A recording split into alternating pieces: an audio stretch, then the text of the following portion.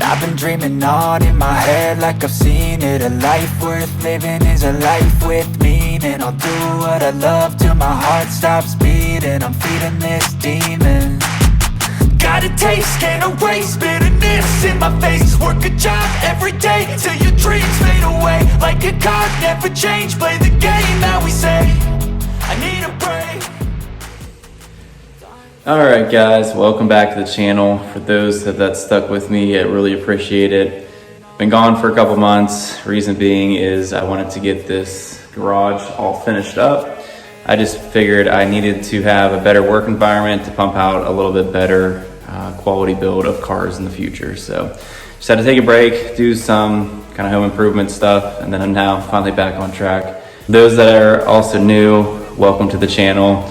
This week, it's finally going to be the first start of the 59 Corvette, and that's been about 2 or 3 months in the past now. So good thing about that is you can see how cruddy of a work environment I was actually in this garage versus now. So I have a lot of lighting. It's really nice to see and film in here now, and I think you guys are just going to enjoy the videos a lot more in the future. So appreciate it, welcome back, and hope you guys enjoy the video. Hey everyone, welcome back to the channel. Hope you all had a great new year. This week I am going to be attempting to start this 59 Corvette after sitting for over 25 years.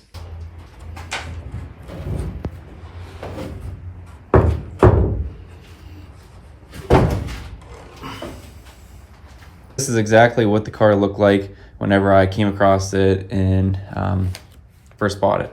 So it looks like, this is the worst part going to my favor right now, is trying to get this started because it's going to be probably locked up pretty well just because they left the valve cover off this side. I don't know who took it off. I don't know where their valve cover is at. That's off.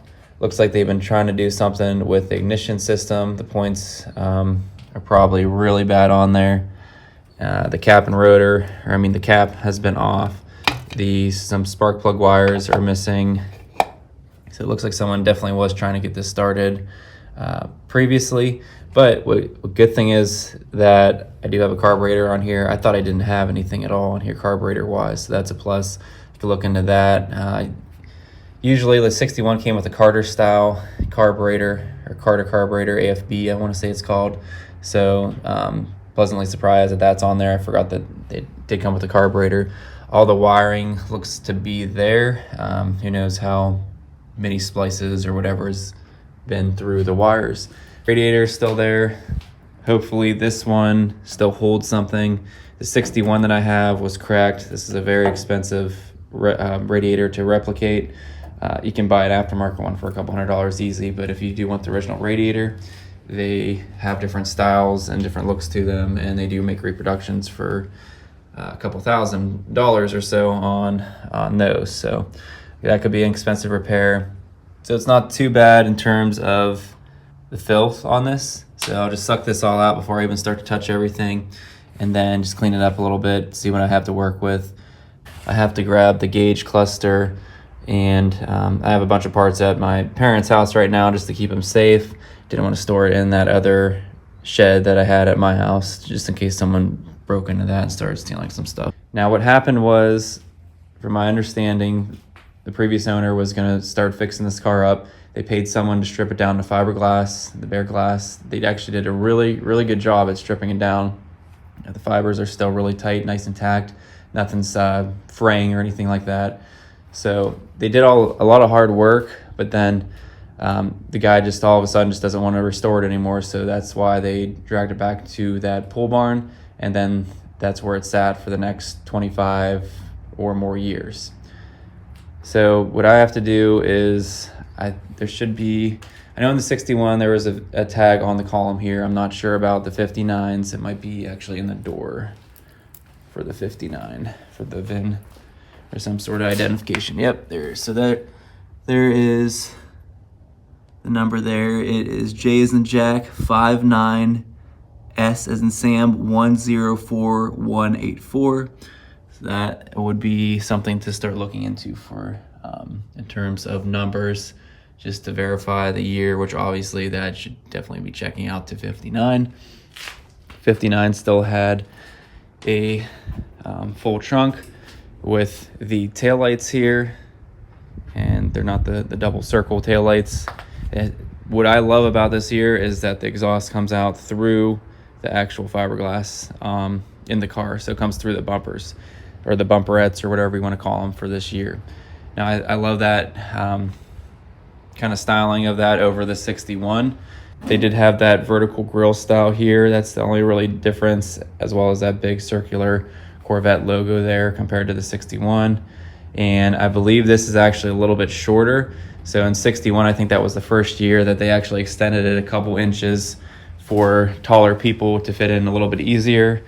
Pretty much just the back end of it, they extended it a couple inches comparing to my 61 to this 59. And then the front grille area was really cool too. They had those teeth instead of just a normal grille like how a 61 had. So that's just the backstory on kind of subtle differences between 59 and then the year 61. These all should have came with the 283. They either had single 230 horse motors, a dual carburetor, which would be increasing to 245 horsepower, or the fuel injection unit. And I'm not too sure of that horsepower rating. I'll have to look that up off the top of my head. Also, here's another important piece here. Here is the engine code. The set of numbers here looks like T as in Tom 0306, C as in cat, N as in Nancy, and either an I or a 1. And then here's the heads casting number. Let's see what this says, if I can read it. 392. It looks like 7185 are the head casting numbers. So before I begin, I want to say that this is not the original engine, unfortunately. I did match up the numbers and everything on the side of the stamp pad here, and then the heads as well, and it leads to a 350 small block. So that kind of stinks, but the intake manifold kind of threw me off because this looks like a 283 intake manifold, so they might have just used that on a 350 block.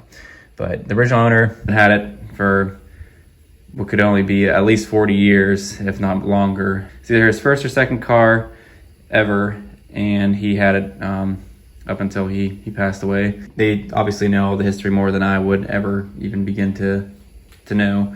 So she was right, it's not the numbers matching engine, and verified that. Kind of be doing some fun things and just trying to get it started, see if, because it has been sitting forever, and small block Chevys are kind of fun to get going again. Probably just swapped over the block, and then the external components like the exhaust manifolds, intake manifold, this crossover piece right here. Of course, that's original too for the mounting point and everything. Just to show you how many miles it says it has on here. I don't know if this was rolled over or not, but 34,710-ish or so miles, it looks like.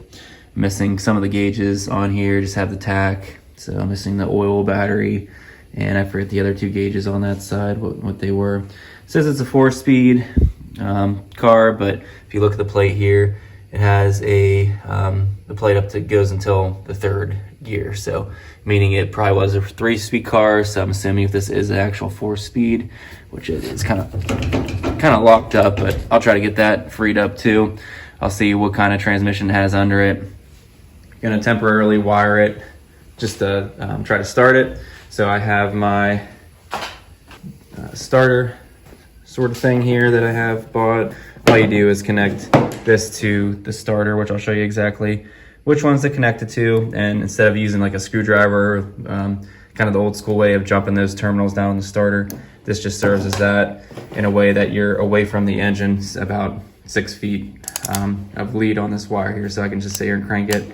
And then I'm gonna be hooking up some oil pressure gauges just to make sure the engine is somewhat healthy, so I don't completely ruin it. Even though this is not the numbers matching, I don't want to ruin the engine.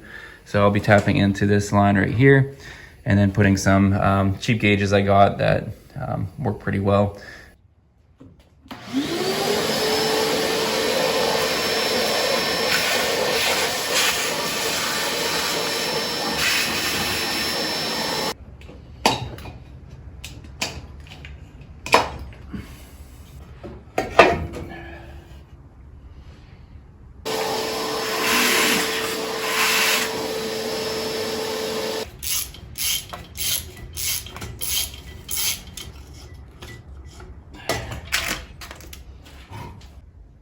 Well, they were smart enough to put some covering underneath that carburetor, but that other side, this is pretty locked up over there on those passenger side runners. Let's see what's under here. I should probably sweep that off first before I peel that off.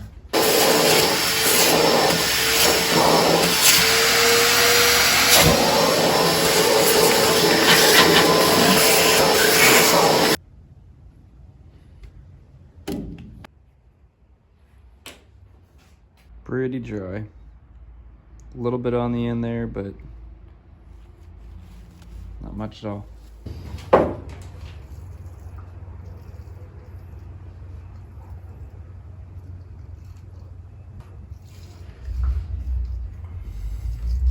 gonna try to pull all the plugs now.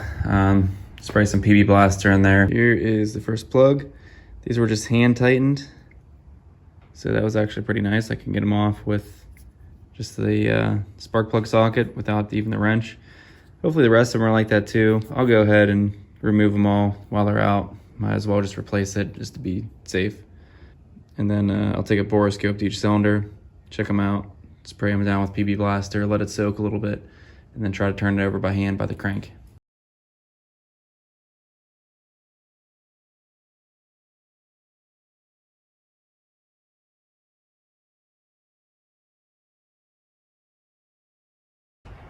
All right, so I sprayed some PB Blaster all down in each cylinder wall. Cylinder walls look decent. Some minor surface rust, but as to be expected for that. Everything was dry. Doesn't look like there was anything leaking over the years that was sitting there. So now I'm gonna try to crank it over by hand. Use a wrench on the crank, a pulley, and then turn it over. See if all these valves are going to be opening and closing. If it feels good and it cranks free, then I'll go ahead and start looking into the wiring and making sure that the distributor is going to be dropped down in the correct spot to make sure it's timed correctly too. All right, appears to be turning.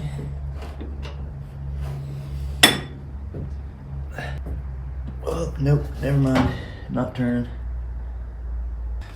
So the crank bolt is just spinning. It's just tightening a little bit more, so I don't want to do that too much. I'll try to bump it the other way now and see if I can loosen it a little bit and rock it back and forth. I had everything soaking down for, well, since last time I filmed, which is a couple of weeks ago, and freed up the block. I also took a hammer to all the valves. These were kind of stuck.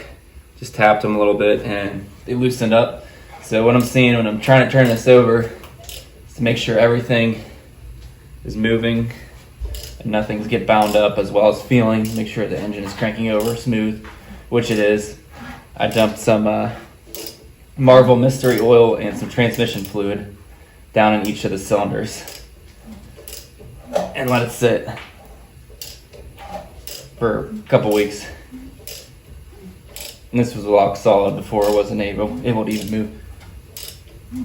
So, looks good. Sounds like it has somewhat of some compression in it. This one right here broke free.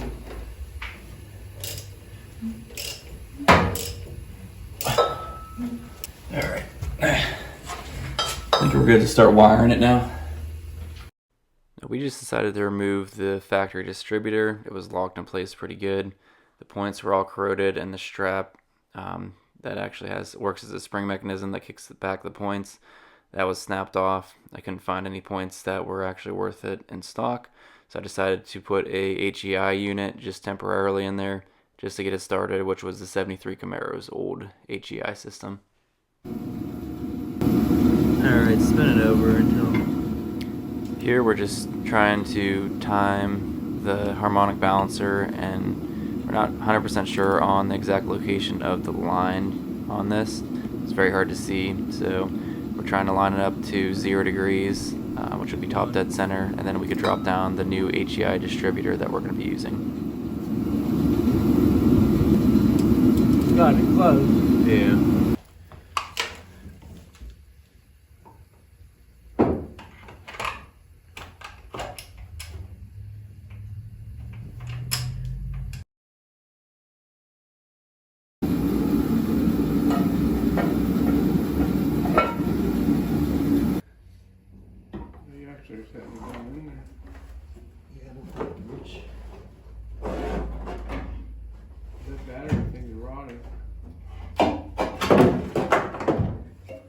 Next up was to drain the 25-plus-year-old residual fluid left in oil pan, and then put some new stuff in with a new filter.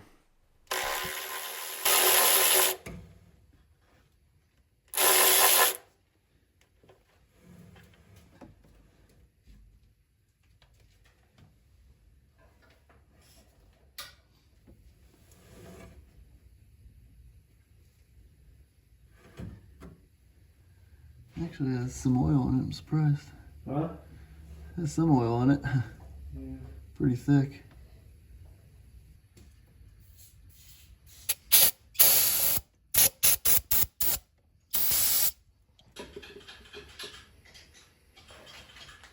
Floor, make sure nothing's leaking. I didn't see anything.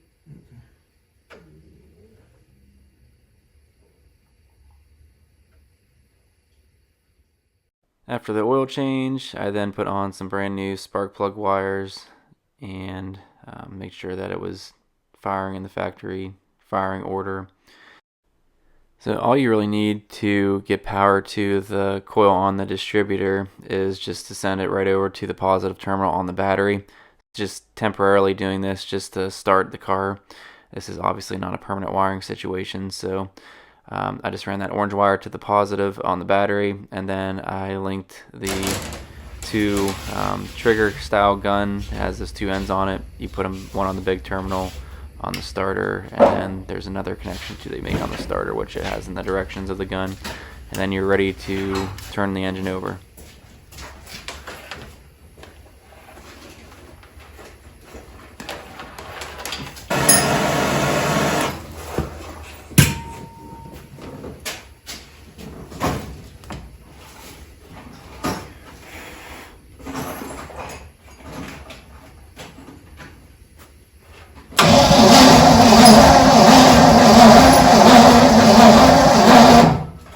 So the car actually had 40 pounds of pressure after turning it over a little bit, so it has great oil pressure, and I'm just installing the carburetor strictly as a reservoir to hold fuel. Everything's dry rotted on this carburetor, and I'm not going to spend money on rebuilding it because it's not the original Carter style carburetor. So in my opinion, it's not worth it. It's a Rochester 4Jet, I believe it was called.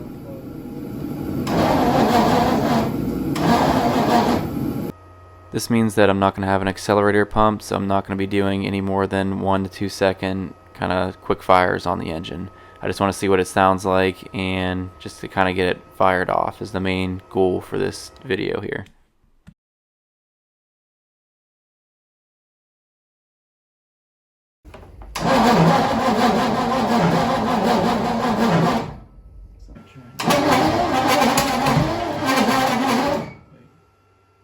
Yeah, it was 180 out. What we did was we looked at the mark the first time, and then one of the valves were actually starting to open. That was incorrect. Yeah. We flipped it around.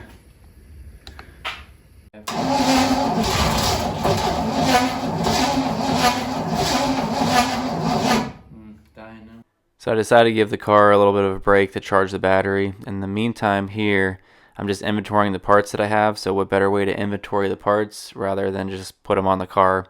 This car's going to be going back in storage, and I just want to see what I have for it, as well as clean up my parents' shed in which the parts are being housed, so my dad can have some more room back.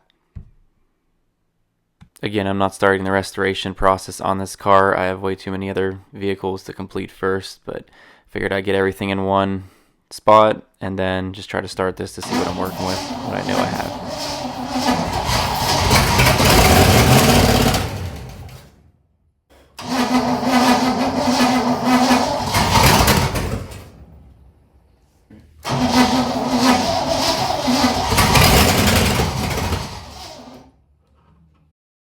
At this point, we know the car starts, and it actually sounds fairly decent for how long it's been sitting. Has great oil pressure for the 1 to 2 seconds that it was actually running.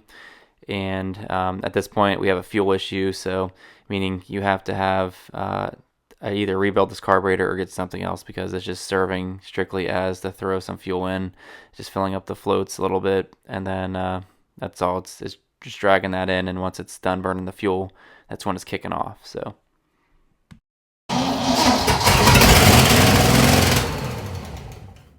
Check out how much stuff came out of this exhaust, how much different kind of packing material from all the animals and everything that's been in the exhaust system came flying out.